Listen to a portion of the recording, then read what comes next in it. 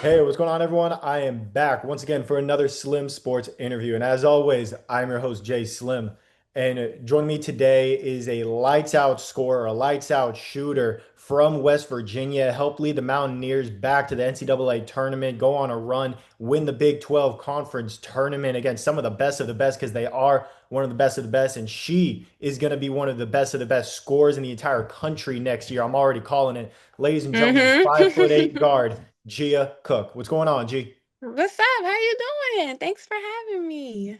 Hey, absolutely excited to get you on. I've had some of your past teammates on the podcast, Mimi Wheeler, Layla Blair, two great people to have on the podcast. And you yourself can already tell that you got that energy about you. Going to be a great personality to have on the podcast to talk about your career, Yes. your story. And I want fans, viewers that are just now getting to learn your name, see your face for the first time, to get to learn about some of these accolades and accomplishments to your name as well in a quick segment Mm. that I like to call Resume Rundown, where I'm going to Okay. show off what you do best by doing what I do best, and that's making some graphics. And this one right here is showing off your winning history all the way back to your freshman year with Maryland. Mm-hmm. 2023, you were a part of the NCAA tournament back then, made it all the way to the Elite Eight.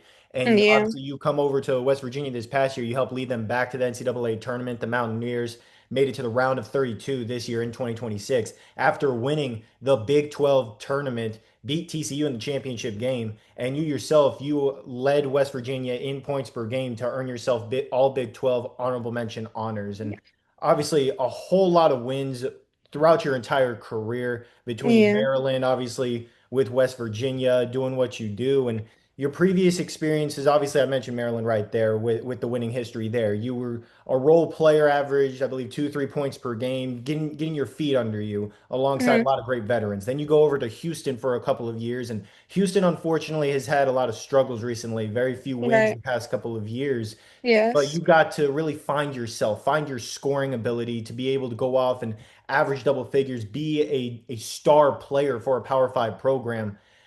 Coming over to West Virginia, you were able to do both, win and produce. How would you say this year kind of came from your experience from both of your past two places? I mean, like you said, the first year, being in Maryland, it was more of being a sponge, learning things, just getting the ropes of college, honestly. Learning the pace of it, learning my pace of things. So the first year was just, yeah, like you said, getting my feet under everything.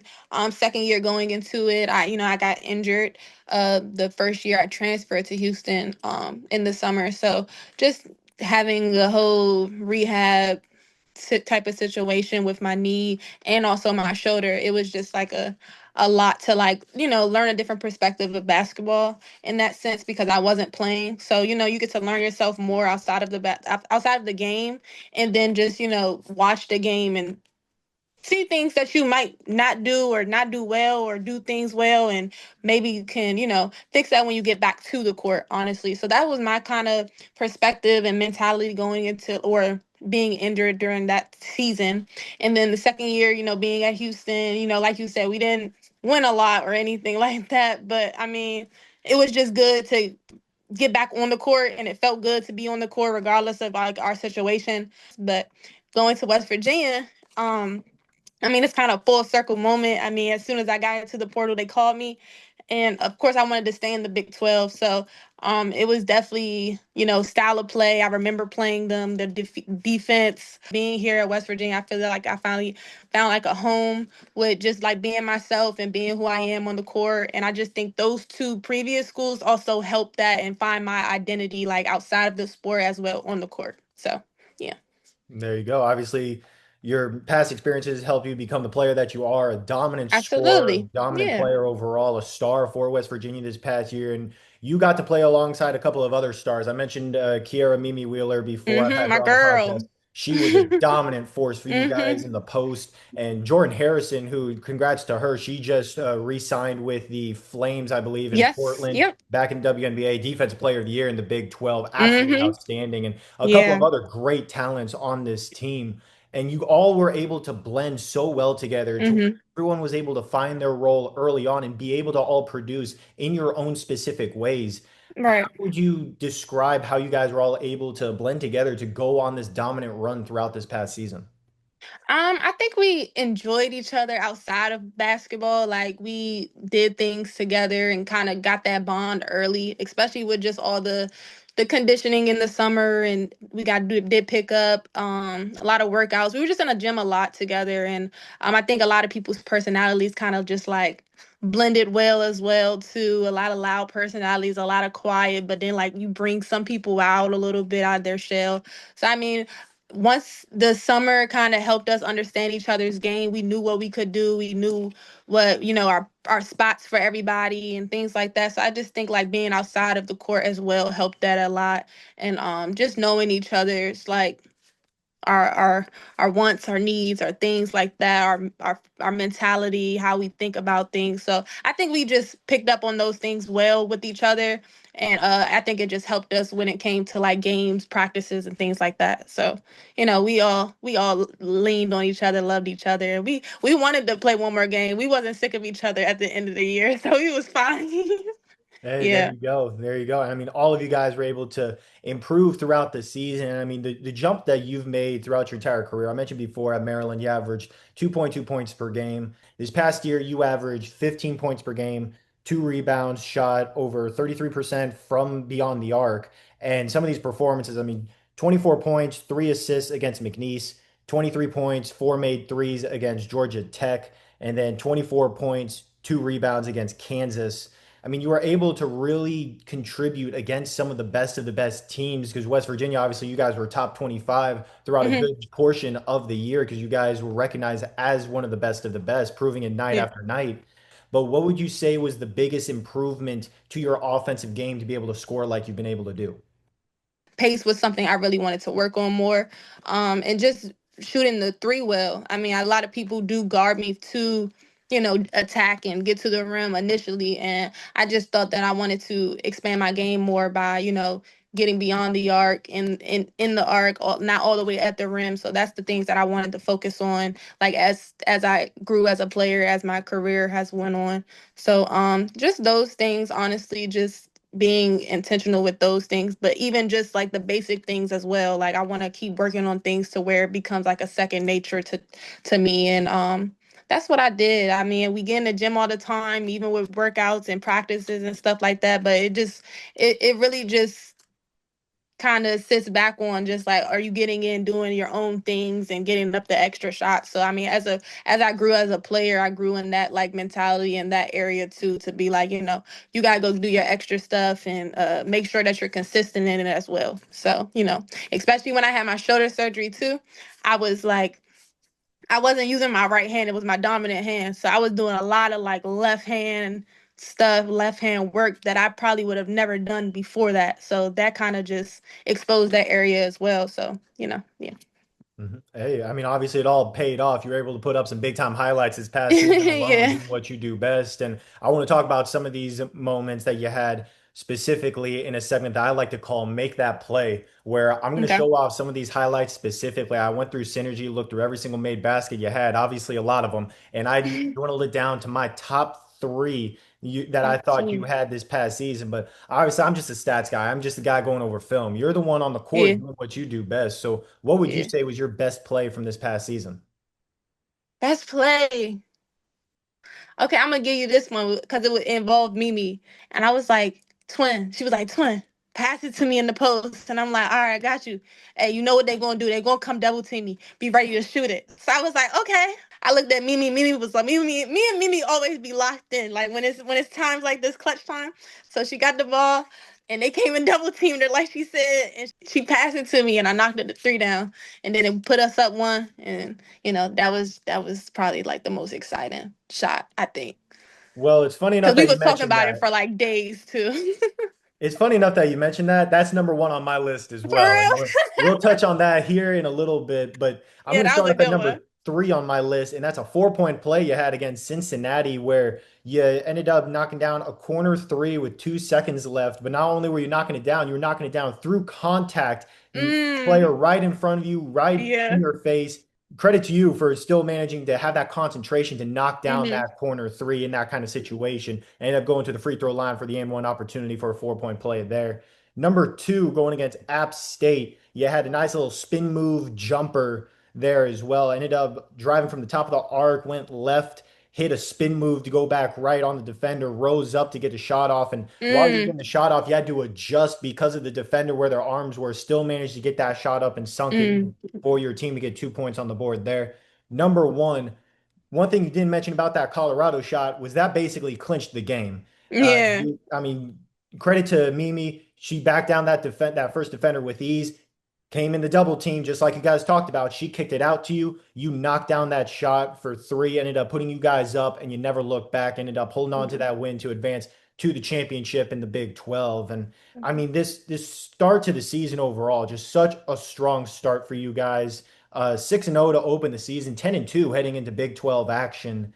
I mean, what would you say really clicked early on for you guys? I know you talked about how you guys all were together off the court as well, got runs up during the offseason, all that stuff. But when the season really hits, when that first ball gets thrown up, it's a different Mm. mindset, as you well know. What really clicked to where you guys were able to go off on this incredible run early on?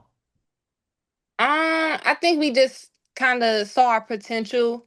I tell people that I forgot what game it was where it was like, dang, I think we locked in, y'all. Like it was like one game where we all were in the locker room after and was like, oh yeah, this it, y'all. We look really like it wasn't. We weren't even talking about like mistakes per se, but it's just like regardless of how we're playing, like we're playing together. We look like a team. We look this, that, and the third. So I don't. I know it was an early game. I'm not too sure which one it was, but I feel like that's when we really kind of clicked together.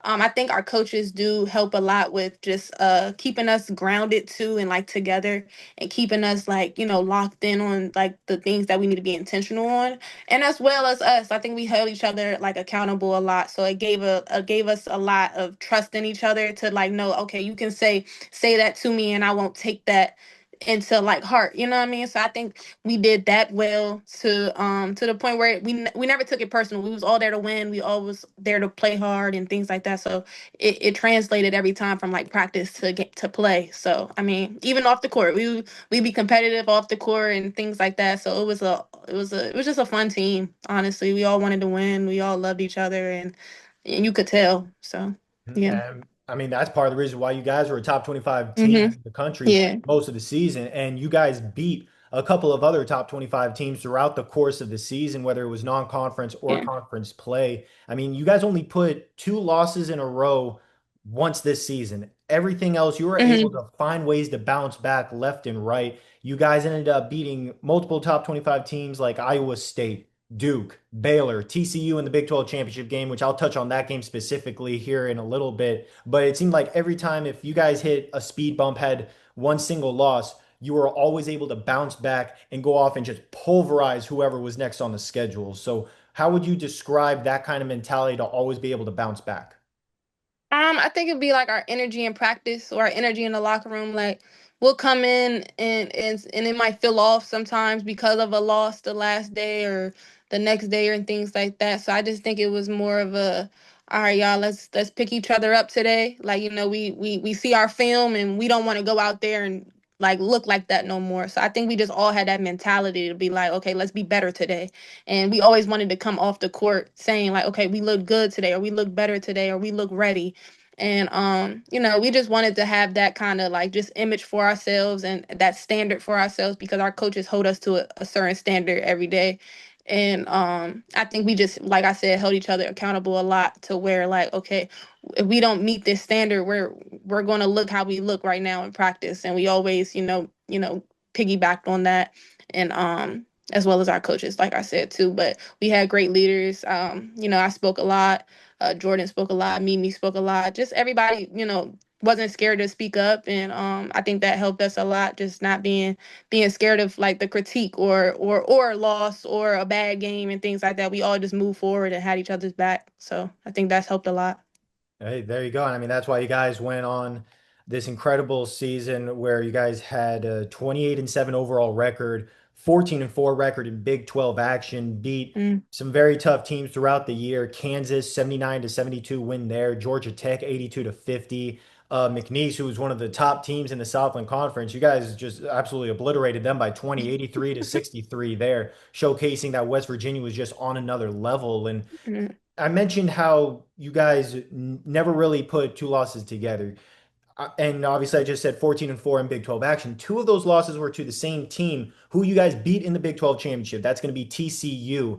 What would you say was the biggest difference in that Big 12 championship game? Because the first two times you guys go against them in the regular season, you guys come up just a little bit short, and it wasn't by Yeah. much. It was just a couple of points. Now you Hmm. guys go off and you beat TCU in that Big 12 championship game 62-53. So by 9 points, which is a decent margin considering the talent level of these two teams. What was different in that championship game? I mean, we all walked off and said third time's a charm. So I mean, and when you really look at the stats and things like that, they only beat us by like a quarter. So like when we really kept mentioning that and our coaches kept mentioning it to us and showing us old clips of things like, okay, we had this lapse that cost us the game and things like that. So we went into it like we came this far, like we didn't come this far to come this far. So I think we had that mentality like, okay, we locked in, we need to lock in who we need to. We was in scout. We knew we played these people twice already. So it wasn't like, nothing else you could really tell us on scout that we didn't know already. It was just more like, all right, do y'all want it or not? And I think we just wanted it more off, like from the jump off, actually from the bus. We wanted it more from the bus. Like I saw everybody's face. I'm like, okay, yeah, y'all, we lit the day. Like they was like, it's sunny outside. Like the whole Kansas trip, it was raining and it was sunny out that like outside that day. And when we was sitting at breakfast, and we all like, y'all, like it's about to be a good day. I feel it. And everybody was like, yeah, I feel it too. I woke up feeling good. And I was like, oh, yes, we about to get to it. And that's when I knew too. So, yeah, it wasn't really much they could tell us. It was just more like, all right, y'all, do y'all want it or not? And that's what we did. Mhm. Hey, and Yeah. obviously you guys went off, won the Big 12 championship, Mm-hmm. made it to March Madness, won the round of 64 matchup going against Miami of Ohio, 82-54, went on and played Kentucky in the next round, and it was a battle till the final buzzer. I mean, just a couple point decision there. And I mean, you yourself, I mentioned before when I first introduced you that you had this experience from your time at Maryland, going all the way to the Elite Eight back in 2023. So Mm-hmm. you have experience from the tournament, but didn't get a whole lot of minutes during that time from Right. what I saw on the stat sheet. Now, this time around, you're a star player. You're playing, 35 to 40 minutes each game, and you're back with obviously another winning program. Talk to me real quick about this time around in March Madness, this experience, and what that was like for both yourself and for West Virginia overall.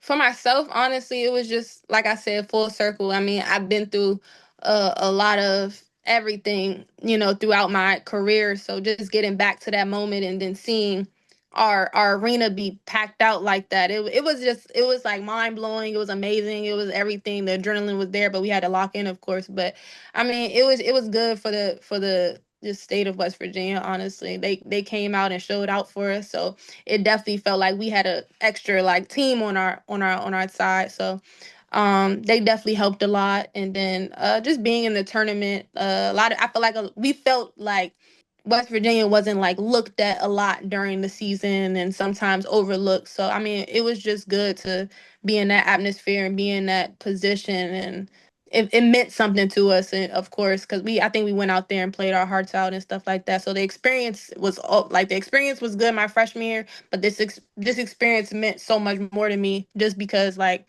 the people that was there, the arena, my teammates, and everybody that really believed in us, and you could feel it. So I mean, that's my whole experience on it. Hey, well, obviously you're looking to go back next year, returning Oh, to for West sure. Virginia, go back and make an even further run, go back not just to the Hmm. Elite Eight. We ain't even talking about round two. We talking Oh, about Elite Eight next year, man. oh, we talking about the championship. That's what we Yeah, talking like we about. that's what I'm saying. But we, one step at a time. But I just know I see the bigger picture. I just can't put everybody on blast yet. Hey, there you go. Obviously, it's a tough road to get there, but West Virginia Hmm. definitely has a great culture. And obviously, you got to play alongside a lot of great, talented teammates. I had Kiara Wheeler on, obviously, as I mentioned before, this season, and she recommended some of your guys' teammates in this segment we're about to get into. And I believe you might have been one of the ones you recommended in a segment called Who's Up Next, where you get to shout out some people, whether it's teammates from West Virginia or old teammates from Maryland or Houston, to where I can have them on the podcast, get them to talk about their careers, their stories, just as you're doing now. So, who would you say is Okay. next up on the Slim Sports podcast? Okay, I got a teammate that's transferring next year to my school. Her name's Hawa. I'm just super excited about that because we was supposed to start at Maryland together, or like I was supposed to be there with her and things like that. So I just think it's full circle, and I think it's just she's really a nice girl, and she's from around here and stuff like that. So I would say Hawa. Hey, there Yeah. you go. Obviously, a great name right there. Some great experience for her at the Power Five level as well. Yeah. Gonna be able to compete with West Virginia, compete alongside you, where you're looking to, like we talked about, go back to the tournament, make a big time run, and also for yourself individually, improve your stock to where you can join some of your teammates like Jordan from this year. You played alongside Diamond Miller during your time with Maryland, where you can make your name known in the WNBA, hopefully at the Hmm. end of your college career Oh, as for well. sure. How are you looking to really improve your game this offseason? Obviously, we know that your scoring is a high caliber, a high level. How are you looking to become more efficient or become more of a dual threat type of player going into next season? Yeah, I mean, I'm working on not even just being a scorer, but being a facilitator as well. Just getting those up, like looking for people more, knowing when I can pick my spots and have the dish. Just knowing my spots a little more, finishing a little better, getting my percent up in my threes. So I mean, it's a lot of things on the list right now that I don't think that I can list everything, but it's everything. Like it's everything in motion right now. So it's not one thing or two. It's a lot about my game that I just want to keep on taking steps to be better and just a better teammate, better person, everything. So it's not even just about like what I'm working on the court. It's just everything full circle for me. And you're gonna see next year. You gonna tell. So Oh, absolutely. yeah, I'm just really excited. I've been in the gym and I stay there. That's where home feels like. So I'm just excited to get back to West V and feel that energy again from all our fans and stuff. And yeah, let's run it back. Hey, there you go. Can't wait to see Yeah. what West Virginia does next year. Definitely going to be tuned in to see what you guys end up doing, see you continue to grow your stock as you get ready for the WNBA, hopefully winning a national championship in the process. So excited Yes. to get you on. Obviously, we've had some schedule conflicts here and there, but hey, Yes. finally able to get you Sorry. on. Absolutely incredible interview, great personality to have on to where we can talk about your career. And you already know this time next year, you're hopping back on. We're going to show off that highlight of you raising up a trophy at the end of the season. So Let's do thank you it. Let's do so it. Appreciate you. absolutely. Thank you so much for hopping on for a fantastic Slim Sports interview. Yes. Thank you so much for having me.